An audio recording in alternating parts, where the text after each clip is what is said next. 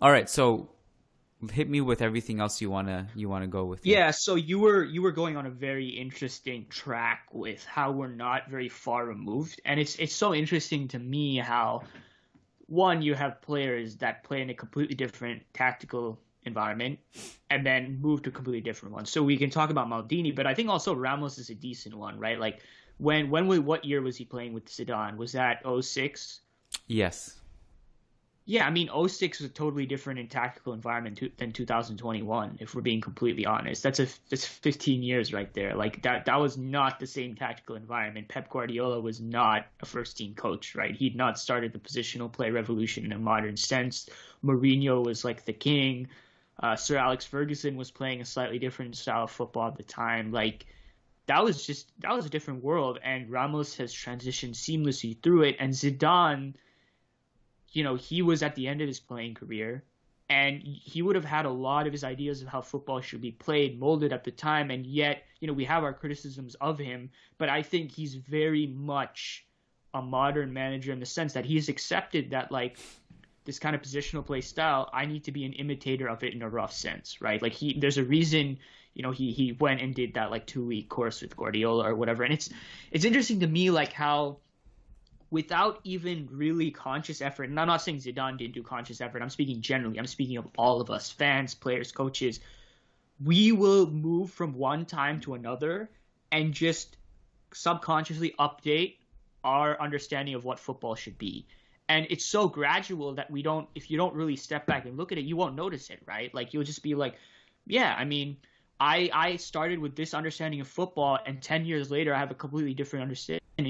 That's natural, and it's just so interesting to me that just happens, right? Like and I think this is shown in the connection between eras, that you can have a guy play, in this time and then play against Ozil and still be relevant. And obviously that's because Maldini, Sergio Ramos are great players, but it's just that our computer in our heads just updates our understanding, right? Like I mean, even me, who started watching in 2009, I had a completely different view, and it's not like I shocked myself, right? Like I was like, as when I saw positional play and when I saw all this, it's not like I was like, this is wrong, this is bad. I have an idea of how it should be played now. It's just like, I'm like, yeah, sure, this is it, and now I have a completely different understanding of football. And maybe it's the people who remove themselves from the game, right? It's the pundits who like don't actually watch football and just talk about it, who gets stuck in their ideas of how the game should be played. But everyone else who like follows it intensely, who's a coach, who's a passionate fan, doesn't it kind of shock you how seamlessly we just move with the times?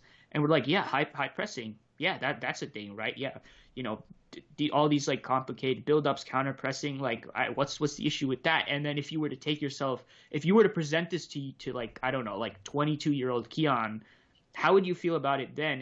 And how you've seamlessly kind of moved from that? I guess that's just a fascinating psychological element of it to me, that we transition so seamlessly from completely different times, and you have coaches whose entire world was formed as a player in like something that was totally different, be like, yeah, let me implement all these modern tactics. It's just wild to me. Yeah, I mean, it's a very similar discourse in the NBA, where it's like the old heads just can't fathom that, like, why are we shooting so many threes? Why are we evolving this way? Like, this is not the way we're supposed to play basketball and stuff. And with football, I feel like anyone who's grumpy about this stuff really just is grumpy about everything in their life, probably. Because I think we should all be happy that the game is evolving. Isn't this what we want? We want the game to get better in every year. And I don't, like, if you, and I think this is an interesting discussion too. Like, if you like fast forward a couple generations, the teams who weren't as good relative to their time are probably still better than the dynasties of old. Do you agree? Like, so let me throw a couple hypotheticals at you. Remember that Juve team we watched against the Galacticos 2003 in the second leg in Turin, where they just seemed so superior to Real Madrid from a tactical perspective? Remember the one with Davids and Yeah, I remember Zambrotta? that one well. Do you Yeah. feel like that team would beat this Milan dynasty? Because I think they would, even though Yeah, they I don't mean, have the if same historical rank as them. in this hypothetical, like, where we're just assuming that like you're like taking them in a time machine and like they don't know anything about like, or I guess Milan wouldn't know anything about the tactical trends of the future, then yeah, I mean Juventus would win. Yeah, I mean, sure. So maybe if instead like all those Milan players came up in the late '90s instead, and Sacchi would evolve his tactics and teach him a different way, Right. then it's different. Obviously, so it's obviously I understand it's a difficult comparison to make, but I mean, my point is that like football has evolved to the point where even the teams who don't win the Champions League and are like, teams like Manchester City who haven't won the Champions League like ever would I probably wipe the floor with this Milan team. So we're just kind of evolving, and that's okay. I think we should all be happy about that. But yeah, I mean, it is super interesting. Obviously, there are exceptions to that rule where some players and some teams are so good that they will withhold the test of time.